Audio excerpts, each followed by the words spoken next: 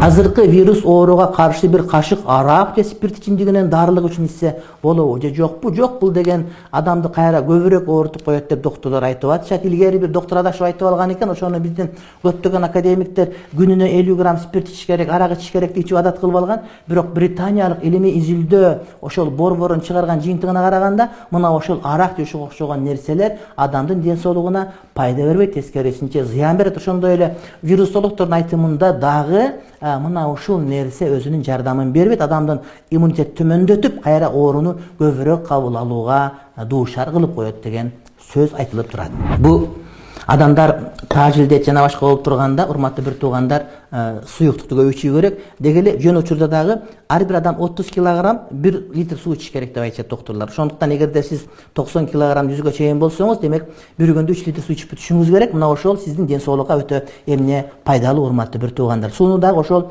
жана асырга чейин эрте мененки убакытта көбүрөөк ичип, алем жатарга жакын чулкулдатып ичпестен ошол курсактын эс алгандыгына аракет кылсаңыз бул жакшы деп айтышат. Ошондой эле суусундукту көбөйтүү, урматтуу бир туугандар, мына ушул тааж илдетин алдын алууга да өзүнүн оң салымын кошот деген пикир эстен чыгарбашыбыз керек.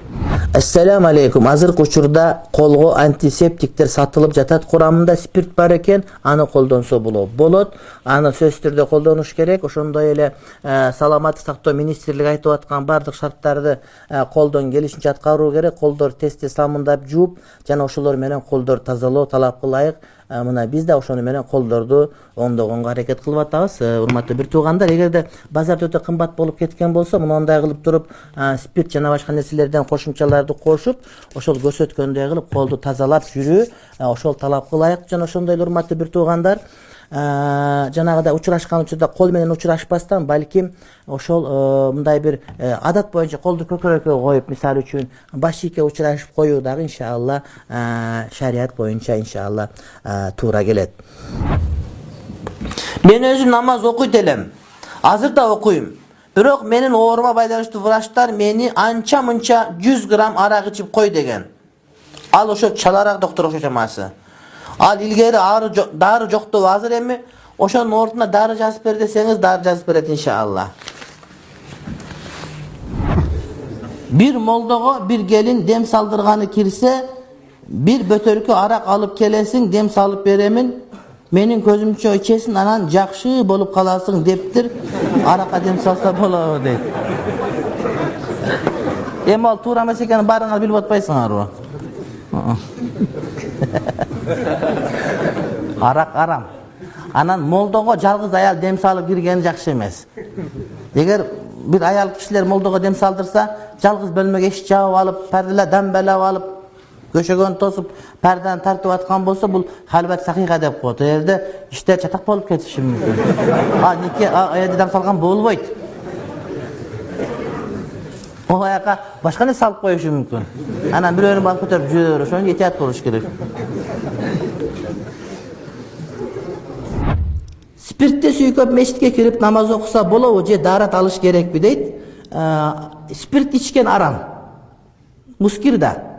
Bирок ар бир muskir najas bola berbeyt. Je ар бир haram jegen najas bola berbeyt. Misal үчүн урматтуу бир тууганым, мынагу ачки жеген арам да. Je öyle çaynap jutup berейин десеңиз, бул ашказанга зыян да. Муну жеген арам.